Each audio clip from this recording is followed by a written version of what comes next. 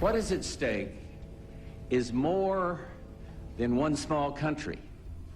It is a big idea, a new world order, where diverse nations are drawn together in common cause to achieve the universal aspirations of mankind.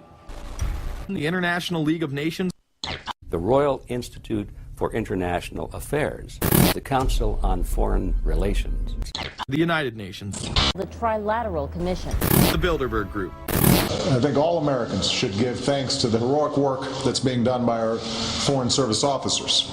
The European Union, the Arab League, the African Union, the Organization of the Islamic Conference. It is imperative that the nations and peoples of the world speak with one voice.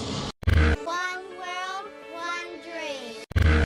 And that has been our focus. With few exceptions, the world now stands as one. A year and a half ago, in Germany, I said that our goal was a Europe whole and free. Tonight, Germany is united. Europe has become whole and free. The world can therefore seize this opportunity to fulfill the long-held promise of a new world order. We can find meaning and reward by serving some higher purpose than ourselves. A shining purpose, the illumination of 1,000 points of light. A new order for the future, and they could say that with confidence. It's on the dollar bill. In case you have a dollar in your pocket, you can take out the Great Seal of the United States. Novus Ordo Seclorum. Novus Ordo Seclorum. Novus is novus, meaning new. Ordo is order, and seclorum is where we get the word secular, meaning the world. So it's new order of the world, the new world order. North and south, east and west, voices are being raised together. These people actually believe in revolution. So how are we going to achieve a new global economic order? As students, as workers, or as global citizens. We created global trade, we created global finance, we created global companies, but we forgot to create a global government. A new set of rules for the whole world. Global governance and global agreements. So I think you need a new world order. The burdens of global citizenship continue to bind us together.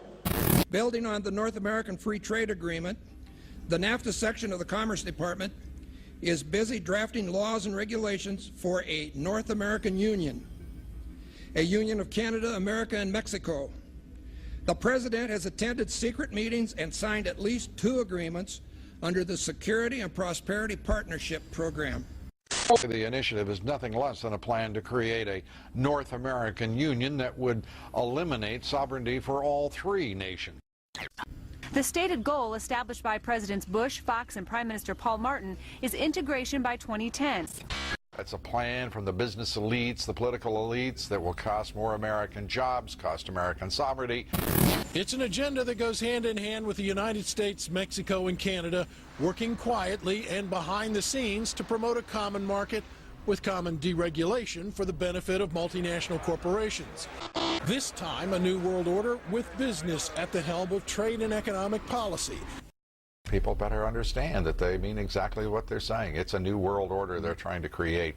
I want to continue a conversation that you had with Governor Perry in the last debate. In Massachusetts, you vetoed legislation to provide in-state tuition rates to the children of the illegals. Governor Perry, of course, signed the Texas DREAM Act to do exactly that. But what about Governor Perry's argument that it's better to get these kids an education and to get them jobs than to consign them just to being a burden on the state?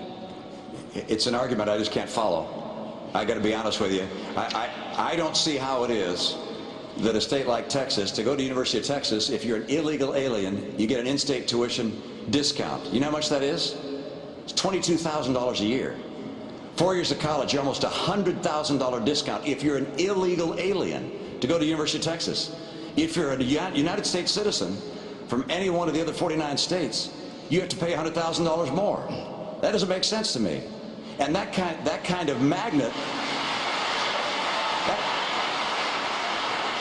That kind of magnet draws people into this country to get that education, to get the $100,000 break. It makes no sense. We have to have it, just as Speaker Gingrich said, and as Michelle Bachmann said as well, Congresswoman Bachmann, and that is we have to have a fence, we have to have enough Border Patrol agents to secure the fence, we have to have a system like E-Verify that employers can use to identify who's here legally and illegally. We have to crack down on employers that hire people that are here illegally, and we have to turn off the magnet of extraordinary government benefits like a $100,000 tax credit, or excuse me, discount for going to University of Texas. That shouldn't be allowed. It makes no sense at all.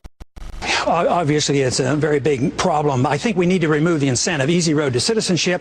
Nobody has mentioned the fact that they qualify for benefits as well, you know, the welfare benefits that we shouldn't have to give them. The state of Texas shouldn't be forced to provide free health care and free education.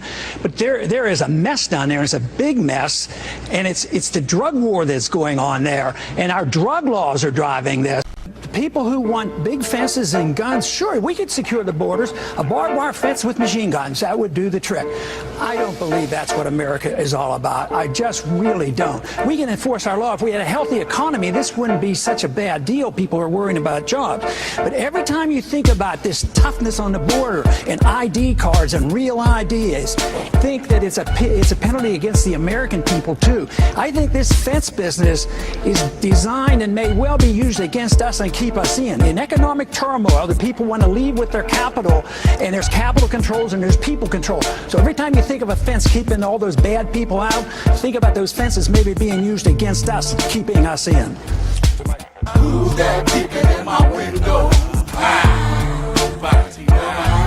Me and my family moved in our apartment complex. A gate with the serial code was put up next. They claim that this community is so drug-free, but it don't look that way to me, cause I can see the young bloods hanging out at the stove. 24/7 junkies looking for a hit of the blow. It's powerful. Oh, you know what else they trying to do? Make a curfew, especially for me and you. The traces of the new world order. Time is getting shorter.